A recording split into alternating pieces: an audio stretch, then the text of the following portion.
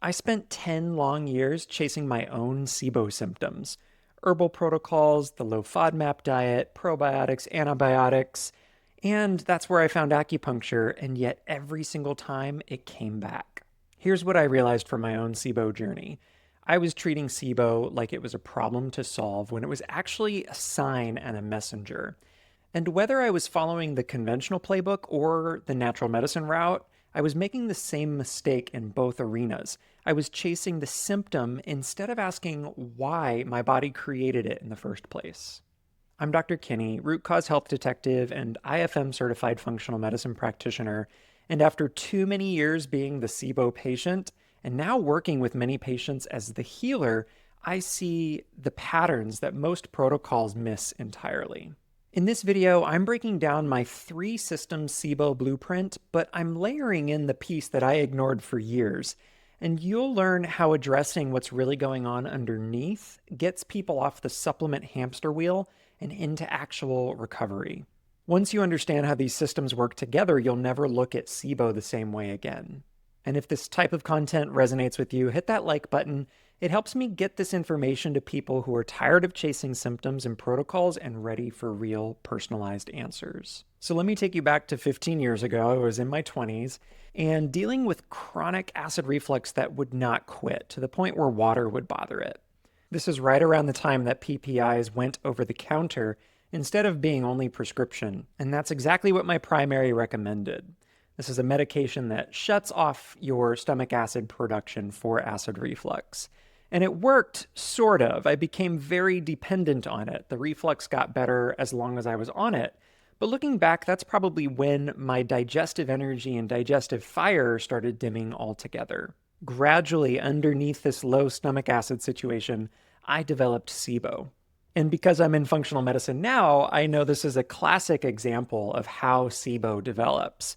It took years to get a diagnosis of SIBO because it really wasn't under the conventional or even the natural medicine radar at that time. And this is where I went internal and the search began for answers. Herbal protocols, I went the antibiotic route, some elimination type diets, and I was taking supplements by the handfuls. And it worked some of the times, usually for about 2 or 3 months at a time, but then it would come back, sometimes worse than before. I kept trying these, cycling, same story again and again.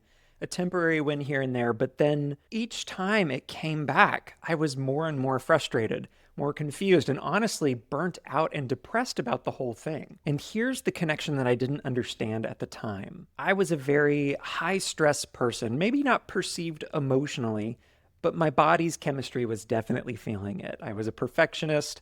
I had loose personal boundaries in general. I wasn't sleeping well.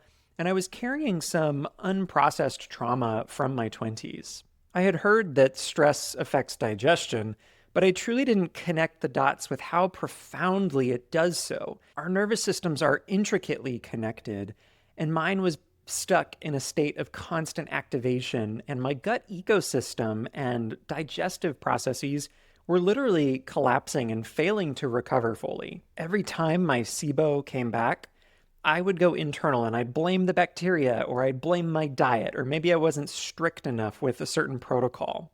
But now, hindsight 2020, I realized what I was actually looking at was a nervous system that was in red alert mode. And when your nervous system is stuck in that state, that is oftentimes the situation that starts a whole host of chronic conditions. As it relates to SIBO, your gut can't digest, your immune system stays in a constant state of alert, and your barrier stays permeable inside of the gut itself. Bacterial overgrowth in the small intestine isn't just a bug that's taking over, it's filling a space and a void that's created based on the environment and the inputs that we give it. And I want to draw some special attention to this word terrain, or you can also call it environment. It's a concept in functional medicine and natural medicine at large. The idea is very simple. Instead of focusing on the pathogen or the bug and the thing that we can see under the microscope, focusing on the soil that it's growing in is oftentimes a much deeper and lasting approach. I used to have a garden as a kid, and I hope to garden a lot more someday. But let's use a reference to gardening because your gut is very much like one. If you plant something like tomato seeds and the soil itself is depleted or acidic or has too much water, the seeds aren't going to grow well, even if you get one thing right, like perfect sunlight. But if you improve the soil first and match it to what the plant's requirements are, you add your compost, you balance the pH, you improve the drainage throughout, the seeds are allowed to thrive. Your gut is the exact same. SIBO bacteria, or methanogens included to be more complete, thrive in certain conditions. And those conditions are not accidents that take place. They're usually the result of three different things that I see very commonly working together to create the environment for SIBO to grow. And those three things are essentially a nervous system stuck in stress or fight or flight mode, an immune system that's been running hot for some time, and also a gut barrier that's become permeable from chronic activation and inflammation. And this forms the gut-brain immune connection, is what I call it. And this is where everything clicked for me. Your gut, the entire digestive tract, is intricately wired to your brain and nervous system. Your enteric nervous system, or digestive nervous system, is sometimes called your second brain. It has even more neurons or nerve cells than your spinal cord, and it's in constant conversation with your central nervous system through something called the vagus nerve as one of the primary highways. When your central nervous system, or your brain and spinal cord, is in a state of chronic stress or that threat perception, whether or not we are aware of it, it sends signals down through the vagus nerve that literally shut down your parasympathetic nervous system. This is what coordinates that rest and digest function, most importantly. So your digestion slows, your stomach acid production decreases, your digestive enzymes also slow down, constipation often develops, and your immune system takes a downshift as well. Research shows that chronic stress and even short-term stress directly alters your gut microbiome composition, and it also increases that state of intestinal permeability or leaky gut. This isn't a theory, this is actually measurable and reproducible science. But the thing that nobody really tells you is that you can't supplement your way out of nervous system dysregulation. You can take all the L-glutamine and marshmallow root in the world, but that's not going to override a brain that is still perceiving a threat, the root cause underneath all of this. For me, fixing my SIBO meant doing the inside job first, literally retraining my nervous system to feel safe. And by about year 7 of this recurrent SIBO roller coaster, I made a decision that I was going to stop treating SIBO and start treating myself. This was right around the time I started my acupuncture school. And so several things happened at the same time. I started working with a therapist who specialized in somatic work, or the mind-body connection. And this helped me process trauma I'd been carrying since my childhood and 20s. And I wasn't just doing this for my gut. I was doing this because I was at a transitional period in life where I was ready to step into new work as a healer. Interestingly enough, I was also healing myself along the way. And the gut improvement was a nice side effect. I also got quite serious about sleep, and I mean serious. Consistent bedtime, even with my studies, lights out by 10. I would just wake up earlier sometimes. No screens. I didn't even have a TV while I was in school. And I went back to basics around sunlight. It helped that I was in Southern California for this time period, but I would get daytime light exposure as well as morning light exposure, which sends safety cues to the nervous system. And this may sound funny, but I'll never forget the moment when I had a good friend look at me and said, "Whoa, Kenny, that's the first time I've ever heard you take a deep breath." And that really stuck with me, so breathwork started becoming more a part of my daily practice. And one of my favorite go-tos for breathwork was 4-7-8 breathing. Basically, you inhale through your nose for 4 counts, hold for 7, and then breathe out through pursed lips like you're breathing through a straw for 8 counts. And as a percussionist, I could get really into that odd rhythm, but it worked. And research shows this really does help to support the vagus nerve and its tone. And then another thing mirrored what I was going through with my healing.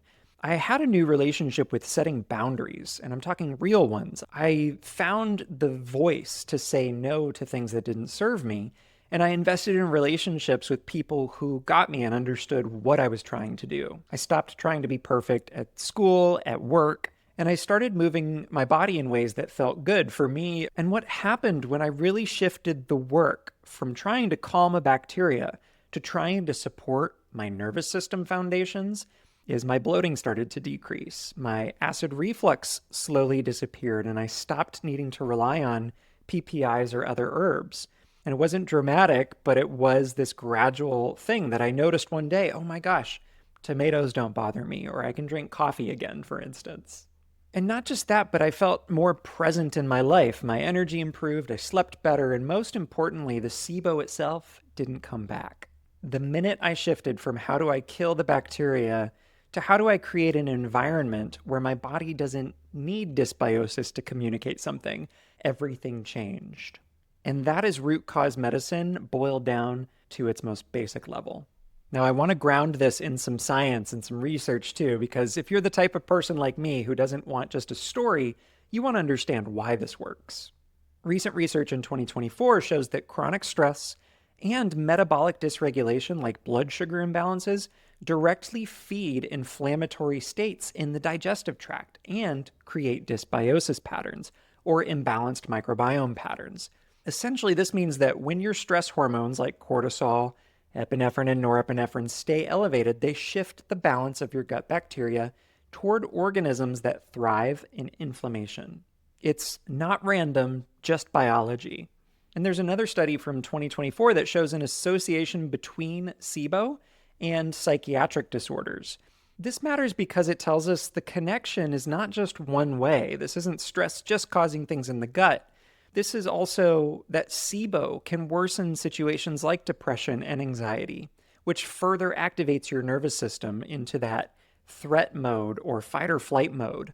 And that's another reason SIBO persists. So what this means for you, and it did for me at the time too, because I had been experiencing depression around the early days of my SIBO, is that if you've been struggling with mood changes, anxiety, or depression alongside SIBO, it's probably not a coincidence. That's your gut-brain axis telling you something. And addressing the nervous system piece isn't really optional. It's a foundational step in this process. This is why there's so much recurrence with SIBO. Even the best antimicrobials, whether you go herbal or the conventional route, don't work well and predictably unless you address the nervous system terrain first. And if this research interests you, I've pulled together these articles into a easy-to-digest research summary that you can download in the pinned comment or the description below. It's free, it's a quick 2-pager, I think you'll like it. And if this is resonating with you, please hit subscribe. I'm putting out content every week about this kind of systems-based root cause thinking. My goal is to help people sift through the noise of the wellness and healing space. Much appreciated. So this is what I want you to understand from this discussion. Fixing SIBO permanently isn't about finding the perfect protocol or the right supplements. It's about creating a nervous system, an environment, a terrain where dysbiosis is no longer serving a protective function. And so I'm going to break down this 3-part reset that really worked for me and that I use as the foundation now for every patient that I work with. Part 1 is nervous system regulation. This is the inside job, the doing of the work. Whether it's somatic or trauma-informed practices, breath work, morning light, sleep consistency, boundaries, our current world really drives our nervous system into a state of fight or flight. And so being more and more deliberate, as that is the case, is one of the most important things we can do to send cues of safety to our bodies. And you don't need to be perfect or the next wellness influencer. You just need to be consistent in the ways that resonate with you. Your nervous system learns through and gets strengthened by repetition. And piece number 2 is barrier and immune support.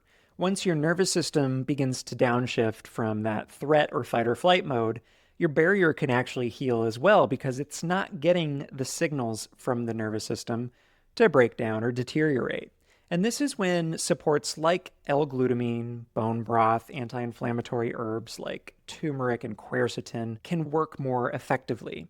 When you calm that threat signal, your body can actually repair instead of just be in defense mode. And part 3 of this process is digestive support and strategic eating. One of the most common dietary approaches is the low FODMAP diet because it removes the fibers that most of the bacteria or methanogens ferment that cause SIBO, and it's meant to be temporary while you're healing the systems underneath.